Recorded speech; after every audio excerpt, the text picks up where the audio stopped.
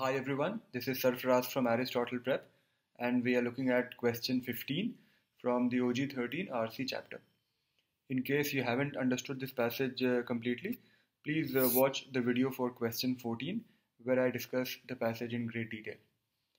So the question says, the passage suggests that, suggest means it's an inference question.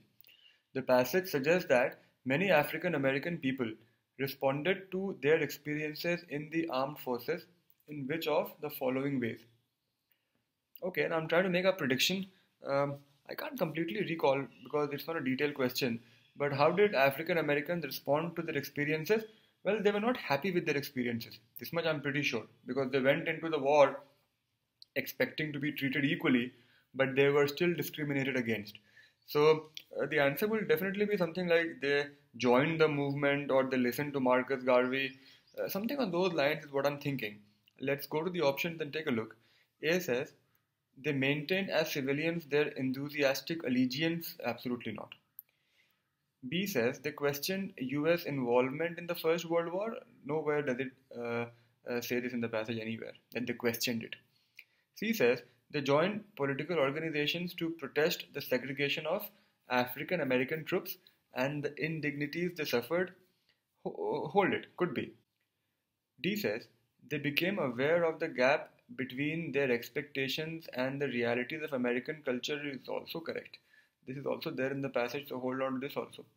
E says, they repudiated Garvey's message. They never repudiated. Repudiate is to falsify, to reject. They actually accepted it.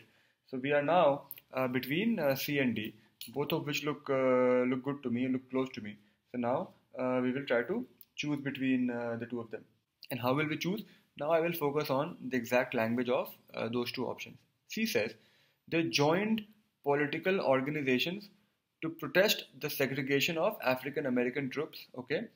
D says, they became aware of the gap between their expectations and the realities of American culture. If I go back to, see, in an inference question, if you're stuck between two options, you try to go with the option which is closer to the passage. If I go back to the passage, the answer is obviously in the second paragraph. It only talks about the segregation that happened against the American Africans and what this anthropologist has said about that gap arising. It never actually says that these people joined any political organization. For all I know, it's a revitalization movement. I can't even say it is being done or being run by a political organization. A political organization could be different from a movement. So while when I read it, C looked good to me, but when I compare it with D is much closer to the passage. Now I can actually find problems with C. Political organization is one such problem. The fact that these people joined the organizations is the other problem.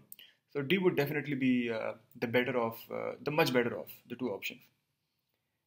So you see, the thing is, mostly when I do questions, what I hold on to initially becomes or turns out to be the correct answer, but not always. Like in this case, I liked C. In fact, what I had predicted initially was something on the lines of C, but when I read D, it was actually much better.